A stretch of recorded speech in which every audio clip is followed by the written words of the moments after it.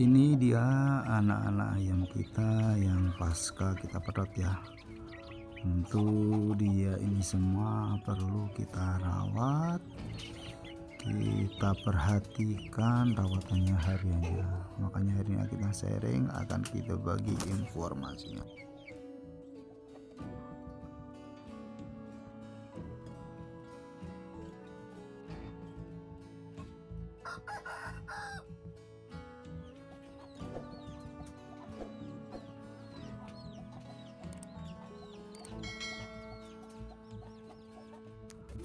Halo hula, assalamualaikum. Gimana teman-teman? Kabarnya baik ya? Hari ini kita akan sharing, akan berbagi seputaran merawat ayam Bangkok usia 1 bulan pasca kita pedot kemarin. Jadi hari ini kita akan berbagi pengalamannya, berbagi informasinya tentang merawat anak ayam Bangkok ya, secara mungkin ya secara tradisional, secara ya mudah ya kalau menurut peneliti etika kayak gitu. Jadi memang kalau anak-anak ayam segini ini ya kadang masih ada rentan ya, rentan untuk dia sakit, rentan dia untuk ibaratnya mati, tapi ya mudah-mudahan tidak ya. Apalagi pembesaran kami metodenya, caranya tidak menggunakan lampu sama sekali, tidak menggunakan listrik sama sekali. Dan ini setelah kita pisah dari indukannya seperti ini ya, dia tetap tenang, tetap bagus. Nah seperti itu. Dan juga untuk makannya tetap kenyang juga. Dia coba dilihat dari temboloknya yang sudah terisi penuh. Dan ini nanti sebentar lagi saya pindah kalau yang ini ya, karena tempatnya mau dipakai babon yang satunya nanti kalau sudah menetas, yang anaknya kelawu yang lagi mengerang. Jadi singkat cerita, untuk merawat anak-anak ayam Bangkok ini tentu perlu kiat khusus, perlu tip khusus dalam merawat kesehariannya.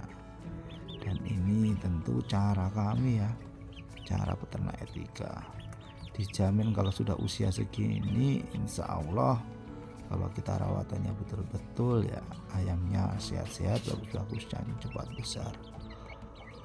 Untuk perawatan pertama tentu yang perlu diperhatikan adalah kondisi kandangnya atau boxnya ya. Usahakan boxnya ini tetap rapat seperti ini, tetap bagus. Juga kebersihannya harus dijaga. Karena apa? Karena ini kita tidak menggunakan listrik ya, tidak menggunakan lampu. Jadi pilihan metode atau cara ibaratnya box atau tempat yang bagus menurut peternak etika ya seperti ini ya. Jadi kita pilihkan model box yang rapat, yang tentu bisa menghangatkan dia, apalagi lagi musim hujan. Ini sangat-sangat harus kita perhatikan. Makanya kadang kami menunggu ini sudah agak lumayan besar baru kita pindah ke kandang pembesaran. Tapi ya ngelihat situasi juga ya, kalau ini kayaknya nggak segitu besar sudah saya pindah, karena boxnya mau dipakai oleh indukan yang lainnya yang baru menetas kemarin. Itulah risikonya kalau kita keterbatasan tempat ya, seperti ini tentu yang kita lakukan. Untuk cara yang kedua yaitu tentang pemberian pakan dan minumnya ya. Jadi ini sangat vital ya, sangat vital dalam merawat DOC ini, karena anak ayam atau DOC ini tergantung kepada kita. Karena dia tidak kita lepas, kita box seperti ini, tentu makanan dan minuman itu hukumnya wajib diperhatikan, wajib kita cek, dan juga cukup ya asupannya. Karena ya dia tergantung pada makanan ini ya, untuk cepat besarnya, cepat gedenya. Kalau dia makanannya nggak kenyang, minumannya nggak setetes terus ya, malah dia ini lapar, tambah kurus tambah rugus, malah tidak besar-besar. Kalau bahasa kami ya kecentet lah kasarannya gitu. Nah, makanya makanan dan minuman tolong diusahakan benar-benar diperhatikan dalam merawat hariannya. Jadi cukup mudah ya menurut peternak juga itu ya. Dua caranya ya cukup dengan atau pupuk DOC yang disiapkan dan juga pemberian makan dan minumnya. Ini sudah biasa kami lakukan, kami terapkan dalam merawat anak-anak ayam atau DOC ayam Bangkok ini di masa pembesarannya. Dan ini kan yang agak lebih tua jadi agak gede ya, kalau ini sudah sebulan lebih. Kalau yang tadi yang di box bawah yang anaknya si hitam itu tadi sebulan pas, kalau ini sudah 9 ya lebih pokoknya. Kalau 2 bulan belum, bisa dilihat ya, sehat-sehat, bagus-bagus ya, alhamdulillah. Kalau kita merawatnya semaksimal mungkin ya, sebegitu ini hasil yang akan didapatkan. Dan ini saya senang juga apa, karena box ini sinar matahari kalau saya buka tutupnya masuk. Nah itu juga bagus ya untuk anak-anak ayam ini terkena sinar matahari. Tentu manfaat sinar matahari ya sangat-sangatlah bagus bagi ayam-ayam sekecil ini, bagi anak-anak ayam ini.